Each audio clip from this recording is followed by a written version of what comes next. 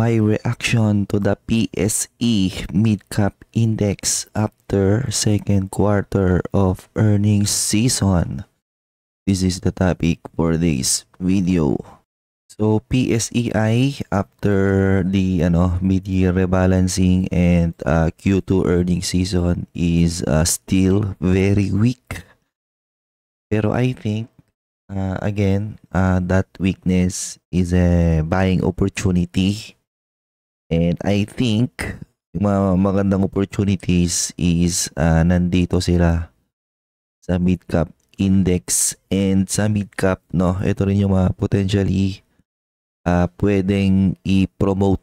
And if you want exclusive contents in investing, my personal stock analysis, discussion of my personal dividend retirement portfolio, and may mga exclusive community chats din ako dyan, check the pinned comment. So first on the list is AUB, Asian United Bank. One of the stocks na lagi kong didiscuss dati in my channel. So from a small cap company, na-promote na siya into mid cap, currently around 60 billion.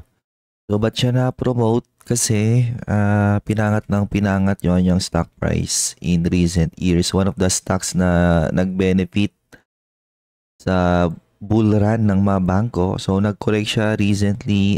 I think may mga nag-profit taking. Gawa nga nung namigay ito ng stock dividends, di ba? This year 100%. And so far yung performance niya is still growing, in the first half. Although yung kanyang second quarter is a little bit flattish. So I think anytime this year or maybe next year, magpipik na yung bull run ng mga bangko. So in the case of AUB,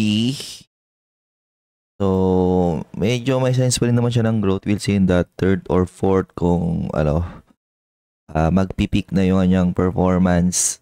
So I believe nung kinaka-cover ko dati nandito yan, around 14, 13, then pinitik siya all the way to 56.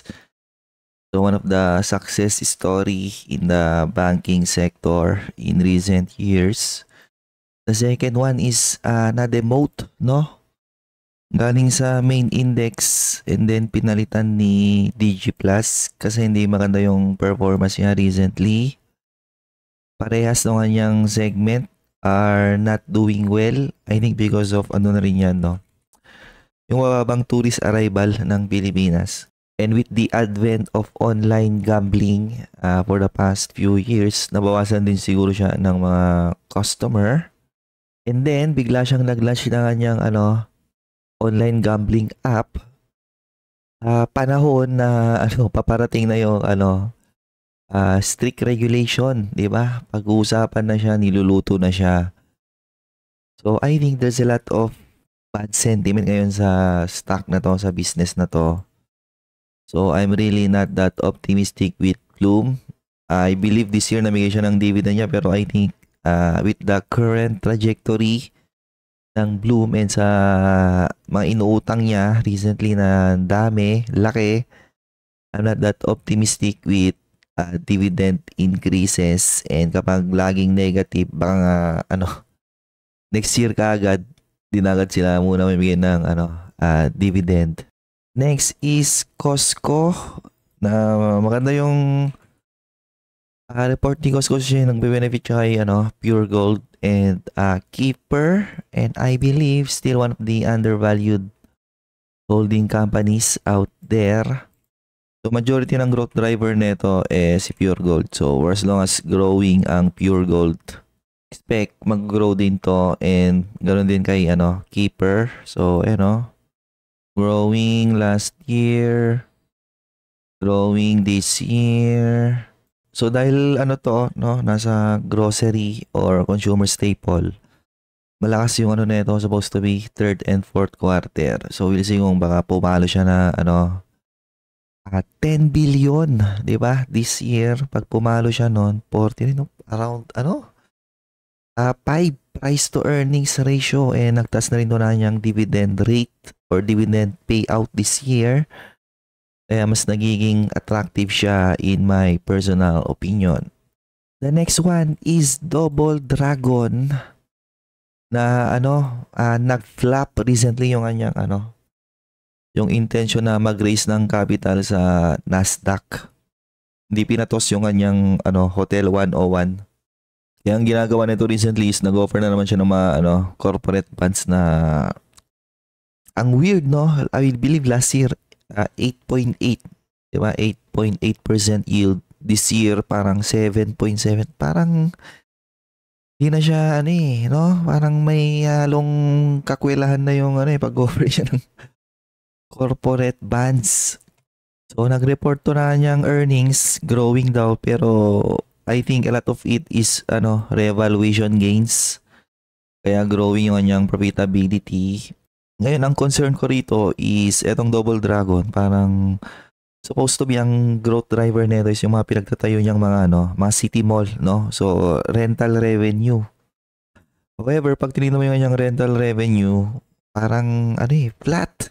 And ang laki ng nito, laki ng utang nito. Laki ng kanyang leverage, one of the property stocks out there na may mataas na leverage. If I'm not mistaken, baka nga siya yung highest, no? And then this year, aggressive pa rin siya raise ng capital through bond offerings. So I think the business model of Double Dragon is failing at least yung city mall. So next is DNL. Di ko gusto yung performance nito in recent years. Kaya ayan, unti-unti parang naging no? Yung petrochemical ng JGS. So parang may industry issue ngayon ang chemical industry ng Pilipinas. Siguro hindi siya ganoon ka-competitive. Kaya ako, I'm not that optimistic anymore with DNL. The next one is GSMI. Ito yung pinaka-candidate ngayon for main index inclusion. Una-una, meron siyang very dominant na performance.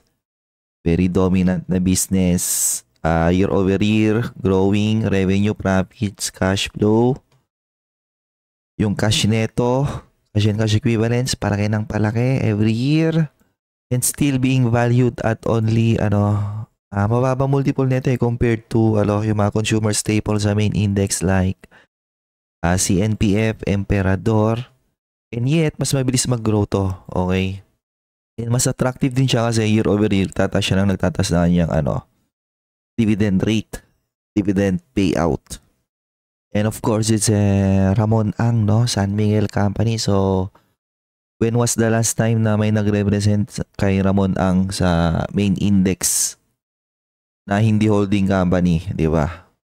The next one is Keeper. Again, sa alak industry. So, may mga may mga investor na may magandang morality, ganyan. Lagi nilang inihalin tulad ang alak sa sa gambling.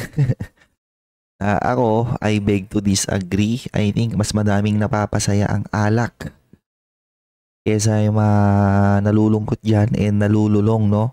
Ang alak, kahit lumaklak ka dyan lang lumaklak, at the end of the day, kaya mo yan kontrolin, di ba? Or madaming tao, kayang kontrolin yung intake nila dyan. Gambling, di ba? Lulong ka na nga, bankrupt ka pa, no? Wipe out ka pa, di ka pa masaya, okay? So, Keeper, Alfonso yung pinag-growth driver nito. And, of course, competition niya si Emperador. So far, okay pa rin yung niya . Sales are growing this year. Pa rin yung kanyang momentum. Ayan And papasok na yung bear month. So malas din to ng bear month. And syempre, dahil growing siya, tataas siya na kanyang dividend payout. The next one is Meg. Na ito very resilient din yung business nito.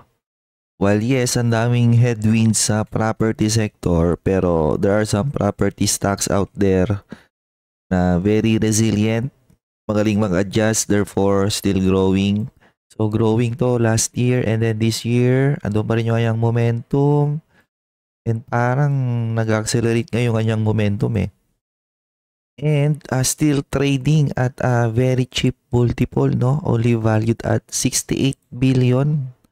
Diba? Showing madoble niya to 20. So that's very cheap na no, PE ratio parang below 5 PE multiple yun ha.